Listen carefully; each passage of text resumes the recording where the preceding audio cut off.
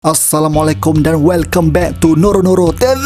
Jujutsu Kaisen 197 manga chapter review, chapter yang bertajuk Sakurajima Koloni bahagian 7. Alright again, jom layan video ni dengan siapa lagi kalau bukan my besto friendo, my brother Todo Boogie Woogie. Let's get it.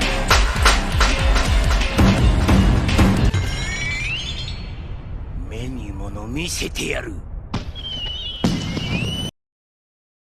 Chapter ini bermula dengan Noritoshi dapat rasakan yang Maki telah berubah dan dia terkejut memikirkan apa yang berlaku di dalam domain dengan masa yang singkat. Samurai tua Hagane juga kagum melihat Maki yang seperti dah keluar dari cengkerang. Domain Mio telah singkirkan segala elemen Jujutsu termasuk Binding Vow. Jadi hasilnya pergerakan di dalam domain lebih lancar. Ini dapat dilihat seperti lebih 1000 pertarungan sumo di dalam domain bersamaan dengan bawah 1 minit di luar domain. Naoya tiba-tiba mengamuk dan terbang dari kawasan itu. Naoya kemudian terbang di dalam kelajuan yang sangat pantas dengan menggunakan bentuk serangan berbahaya miliknya. Noritoshi perasan Naoya pecut sambil menjaga jaraknya seperti Naoya ingin menggunakan serangan gila yang dilancarkan sebelum ini ke atas Maki. Tiba-tiba Mamak Sumo Mio dan samurai tua Hagane berdiri bersebelahan seperti bersedia untuk menyambut serangan Naoya. Hagane berkata dia mahu memotong lebih dan Mio berkata dia perlu sumo lebih lagi. Noritoshi menyedari mereka berdua seperti mahu bekerja sama dan mereka ialah saudara dari zaman silam yang dibangkitkan semula. Noritoshi bertanya apa yang mereka berdua mahukan. Masing-masing menjawab yang mereka langsung tak berminat nak tahu mengenai diri mereka. Hagane ada pedang dan dia cuma nak potong apa yang dia nak potong. Dia serahkan untuk orang lain yang menilai dirinya. Bagi Mio, dia nak sumo lagi beberapa kali dengan Maki. Sambil tu dia tanya Hagane juga nak tak sumo dengan dia. Jawapannya dah tentulah tidak. Kemudian mereka menyedari bahawa Maki telah pun bergerak untuk bertarung dengan Naoya. Naoya kelihatan marah dan bertanya kepada dirinya kenapa kelajuan dia tak dapat tangkap Maki. Kelajuan Naoya memang menggerungkan sampai musnah habis bangunan di situ. Maki berlari ke arah Naoya dan Naoya bersedia untuk menyerang Maki. Tiba-tiba Maki berada di udara setelah jatuh dari bangunan dan dia terfikir sesuatu. Setiap pergerakan Naoya dapat diterima oleh Maki melalui persekitaran Maki. Maki teringatkan tentang dirinya yang lama dan bagaimana Mai telah mengubah Maki. Sebelum ni tanpa cermin mata Maki tak dapat lihat apa yang orang lain lihat. Tapi disebabkan pengorbanan Mai, Maki dapat badan istimewa yang dia miliki sekarang. Tanpa cermin mata dia dah boleh nampak ke spirit sekarang. Dia sangat gembira sebab dia dah macam orang lain. Kemudian Maki memikirkan situasi yang dihadapinya ketika menentang Naoya. Dia bandingkan tindakan yang dia buat dengan apa yang Toji akan lakukan dalam situasi berkenaan. Dekat sini kita dapat lihat betapa kuatnya Fushiguro Toji yang mungkin dapat bunuh Naoya dengan mudah. Maki merasakan yang sebenarnya masih ada yang belum mencukupi untuk jadi seperti orang lain. Maki sedar ada lagi perkara yang hanya dia dengan Toji saja yang boleh nampak. Tiba-tiba Naoya muncul dengan pantas untuk menyerang Maki yang masih berada di udara. Walau bagaimanapun kali ini Maki mengejutkan Naoya dengan dia berjaya mengelak serangan Naoya yang begitu pantas. Lagi-lagi Maki mengelak semasa terapung di udara yang mana bukan mudah untuk dilakukan. Maki akhirnya melihat sesuatu iaitu udara di sekeliling. Maki rasakan yang udara pun mempunyai suhu dan ketumpatan yang berbeza. Bentuk segi udara juga bertaburan di merata tempat. Bentuk segi udara tu pula boleh digenggam seperti yang dilakukan oleh Maki untuk lagi sekali dia mengelak serangan Naoya di udara. Maki balas serangan Naoya dengan menumbuk Naoya. Naoya dengan marah berkata dia ialah kes spirit. Jadi serangan penumbuk tanpa kes energi hanyalah sia-sia. Tiba-tiba Tiba-tiba muncul Mio Rokujushi menggunakan serangan hantukkan kepala ke atas Naoya. Samurai tua Hagane pula membelah badan Naoya yang telah melukakan Naoya dengan teruk sekali. Maki muncul menendang Naoya dari belakang dan badan Naoya pun terbelah dua. Naoya tak percaya dan tak dapat terima kenyataan yang dia nampak Maki sama seperti Toji, iaitu idola Naoya. Tiba-tiba Naoya muncul keluar dari badan ke spiritnya dan dia mengejutkan mereka semua dengan melancarkan Ryoki Tenkai Domain Expansion. Habis chapter ni dan minggu depan break satu lagi chapter padu yang akhirnya aku rasa Maki dah sampai tahap kekuatan Toji, cuma Toji lebih bersifat kejam ketika berlawan. Toji juga tak takut untuk buat sesuatu tindakan yang berisiko tinggi. Kita juga dapat lihat keistimewaan Heavenly Restriction milik Toji dan apa yang dilihat oleh Toji. Sampaikan udara pun dia dapat lihat dan pegang. Patutlah Toji degut pada ketika dulu. Seperti yang kita jangkakan, Naoya ada satu lagi pertukaran. Sebelum ni ulat kemudian bentuk seperti kepompong dan akhir sekali bukan Rama-Rama tapi Naoya terus yang keluar. Tak tahulah hanya disebabkan serangan Domain Expansion dia dapat keluar atau itu memang pertukaran terakhir yang dia miliki. Aku excited setiap kali Domain Expansion digunakan. Kali ni kita tengok macam mana Maki nak berhadapan dengan Domain Expansion, memandangkan serangan tu hanya boleh dibalas dengan simple domain atau Domain Expansion juga. Mungkin salah seorang daripada sorcerer zaman silam akan counter atau Noritoshi korbankan dirinya. Tak mustahil juga Domain Expansion Naoya hancur seperti di Sendai Colony. Tapi tak best lah kalau situasi yang sama berulang lagi. Alright gang, sampai sini saja video aku. Komen pendapat anda mengenai chapter ini. Macam biasalah gang, jangan lupa untuk like, share dan terima kasih kepada yang dah menjadi sorcerer. Kepada yang belum subscribe, come on man, join the family, subscribe. Jumpa lagi di episod seterusnya. Noro